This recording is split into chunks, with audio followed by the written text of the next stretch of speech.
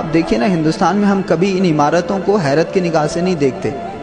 اب تو selfie point بن گئی ہیں, بس توجہ نہیں جاتی اس کی طرف. آپ تاج محل جائیے بھائی, قطب مینار جائیے, جامع مسجد جائیے, ساری کی ساری عمارتیں ایک دوسرے سے بالکل مختلف ہیں. تاج محل جیسی دوسری عمارت نہیں ملے گی آپ کو. بادشاہ تو اس کے بعد بھی ہوئے ہیں. ہمایوں کے مقبرے جیسی دوسری عمارت آپ کو نہیں ملے گی, بادشاہ تو اس کے بعد بھی ہوئے ہیں. سب سے پہلی عمارت بدین ایبک نے بنائی دلی میں, لیکن پھر دوسرا قطب مینار نہیں بنایا گیا. جب دوسرا بنایا گیا تو سم تھنگ ڈفرینٹ, بالکل مختلف تھا اس سے. کیونکہ مسلمانوں کا معاملہ یہ, کہاں سے یہ تصور لیا آپ کو پتا؟ وبشر الذین آمنوا وعملوا الصالحات ان لهم جنات تجری من تحتها الانہار کلما رزقوا منها من ثمرۃ الرزق. قرآن پاک میں اس مضمون کے حوالے سے بڑی باتیں ہوئی ہیں.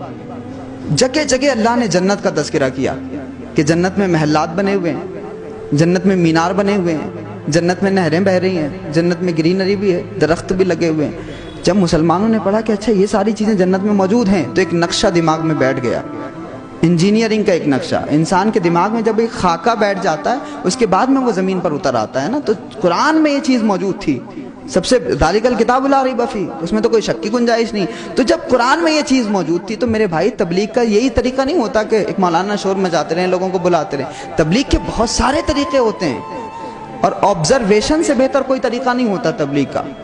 انسان جب سنتا ہے تو وہ 25% ذہن میں رکھتا ہے, 25 سے 30%. لیکن جب کسی چیز کو دیکھتا ہے, آبزرو کرتا ہے, اس کی آنکھیں دیکھ رہی ہوتی ہیں اور کان سن رہے ہوتے ہیں, تو وہ جو سارا نقشہ دماغ میں بیٹھ جاتا ہے تو وہ 70% ذہن میں رہتا ہے. تو یہ جو قطب مینار بنائی ہے نا, یہ دعوت و تبلیغ کا ایک طریقہ ہے.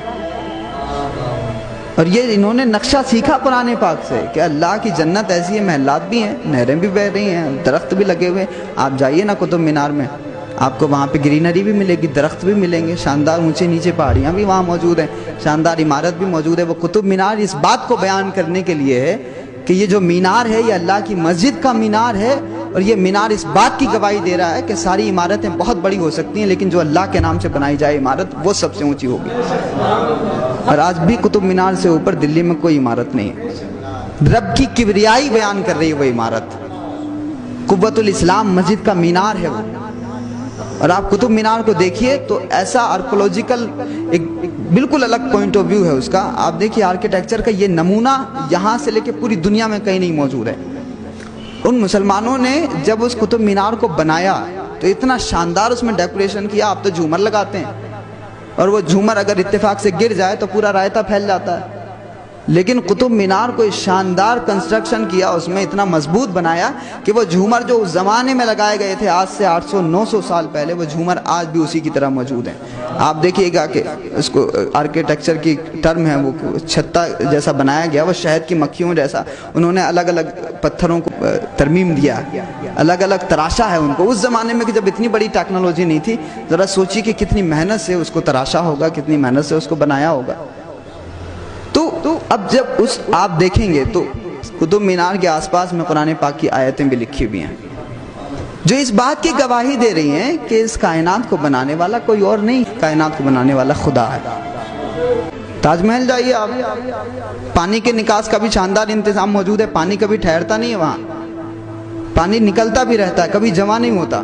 تو انہوں نے جنت کا نقشہ کیا. جنت میں کیا دودھ کی نہریں بہہ رہی ہیں, تو بھئی دودھ کی نہریں ہم نہیں بہا سکتے, پانی کی تو بہا سکتے ہیں. لوگوں کو یہاں آ کر کے یہ لگے کہ یہ کسی مسلمان کا آنگن ہے, جس مسلمان کے آنگن میں کبھی پرچے نہیں لگائے جاتے کہ یہ نہیں آ سکتے وہ نہیں آ سکتے. اور جب وہ اندر آ جائیں تو دیکھیں کہ تاج محل کی اس دیوار پر اس نے لکھا یا ایتھا النفس المطمئنہ ارجعی الی ربک راضیۃ مرضیہ فادخلی فی عبادی وادخلی جنتی. وہ اس بات کو یاد کریں کہ دنیا کے سب سے بہترین عجوبہ تاج محل ہے, مگر اس پر بھی یہ عبارت لکھی ہوئی ہے کہ اے لوگو تمہیں لوٹنا ہے اسی رب کی طرف, چاہے کچھ بھی آپ کر لیں لیکن لوٹنا ہے. اور جب لوٹیں تو ایسا کچھ کر کے جائیے کہ تمہاری عمارتوں کو دیکھ کر کے دکھے دلوں کو بھی سہارا مل جائے. نفرتیں اگر ہوں تو تمہارا یہ سمبل آف لو دیکھ کر کے محبتیں پیدا ہو جائیں, یہ بھی ہو جائے اور تمہیں آخرت کی بھی یاد آ جائے. کہاں سے یہ علم حاصل ہو رہا تھا؟ قرآن پاک سے. اور بنانے والا کون تھا؟ ان ساری عمارتوں کو بنانے والے مدرسے کے طلباء تھے. کہاں کے طلباء؟ اس زمانے میں قرآن خوانی نہیں ہوتی تھی 100 روپے میں, سمجھ رہے ہیں آپ؟ تو اس زمانے میں لڈو جلیبی یہ سب تماشے نہیں تھے. ڈیولپمنٹ کا زمانہ تھا, ترقیات کا زمانہ تھا. تو جو قرآن زندگی دینے کے لیے آیا تھا اسی قرآن کو ہم نے مردوں پہ پڑھنا شروع کر دیا. ایک ایک لفظ جس کا پورے معاشرے کو سمجھ دینے کے لیے آیا تھا اسی قرآن کو ہم نے مردوں کی روح آسانی سے, تو مردوں کی روح تو آسانی سے نکل جائے گی, لیکن بھائی اس قرآن کو پڑھ لیتے اگر زندگی کے لیے تو معاشرہ پھر سے زندہ ہو سکتا تھا. تو جس معاشرے نے اسی قرآن سے زندگی حاصل کی تو اس نے ایسی برکتیں اس ہندوستان کو دی ہیں کہ لوگ آپ سے لاکھ کہہ لیں پاکستان چلے جاؤ لیکن وہ تاج محل کا وجود نہیں مٹا سکتے. ہندوستان کی خوبصورتی اگر ایک طرف خواجہ معین الدین کی وجہ سے ہے تو دوسری طرف تاج محل کی وجہ سے. یہ کہاں سے پڑھ؟ قرآن پاک سے. قرآن پاک کہاں پڑھایا جا رہا تھا اس انداز میں؟ مدرسوں میں. اور پھر مدرسوں سے نکل کر کے جس طرح سے بی ایڈ کر کے, بی ایڈ کا ایک پروسیس ہوتا ہے, آپ کو 4-5 مہینے کسی اسکول میں جا کر کے ٹیچنگ کرنا ہے, ویسے ہی یہ پروسیس تھا کہ اگر آپ آرکیٹیکچر میں انٹرسٹ رکھتے ہیں تو آرکیٹیکچر کو پڑھ کر کے, ابھی ہمارے یہاں لال قلعے کی عمارت بن رہی ہے تو وہاں جا کر کے کچھ کنٹریبیوٹ بھی آپ کو کرنا ہے. تو ادھر مدرسے سے بچے نکل رہے تھے تو قرآن پاک کے حافظ بھی تھے, نماز بھی بہت اچھی پڑھا لیتے تھے, اور جب نقش و نگار بنانے کی بات آتی تھی بہترین خطاطی بھی کر لیتے. جتنے بھی فنون ہو سکتے ہیں, نقاشی ہو, خطاطی ہو, کیلیگرافی ہو, سارے کے سارے آپ کو ان عمارتوں میں دکھائی دے جائیں گے. یہ بھی ایک پورا چیپٹر ہے, گھنٹوں اس پہ بات ہو سکتی ہے. تو ہم نے اتنی بڑی ترقیات کی ہیں کہ ہمارے وجود کو مٹانے والے بھی ہماری عمارتوں کا ایک پتھر نہیں ہٹا سکتے. اور ہم نے ایسے ایسے پتھر نصب کیے ہیں کہ آج کی دنیا ان تمام پتھروں کو ویسا نصب نہیں کر پا رہی ہے. قطب مینار کے علاقوں میں جو دروازے گر گئے ہیں ان کی اوقات نہیں ہے کہ اس کو ویسا ہی کنسٹرکٹ کر سکے. جو گر گیا وہ گر گیا. اور انہوں نے بلڈنگیں اتنی اونچی بنا لی, اتنی اونچی بلڈنگیں بنا کر لوگ سیلفی نہیں لیتے, سیلفی لوگ قطب مینار میں جا کے ہی لیتے ہیں. سمجھ رہے ہیں؟ انہیں سب لوگ ایکسپٹ کر رہے تھے. کیوں؟ پالیسی ہے. جب دنیا کو آپ کچھ دے رہے ہوتے ہیں تو دنیا آپ کو بادشاہ بنا کے رکھتی ہے, اور جب دینا بند کر دیتے ہیں تو پھر جیسے ہم لائٹ کچرے میں پھینک دیتے ہیں ویسے ہی دنیا بھی ہمیں کچرے میں پھینک دیتی ہے.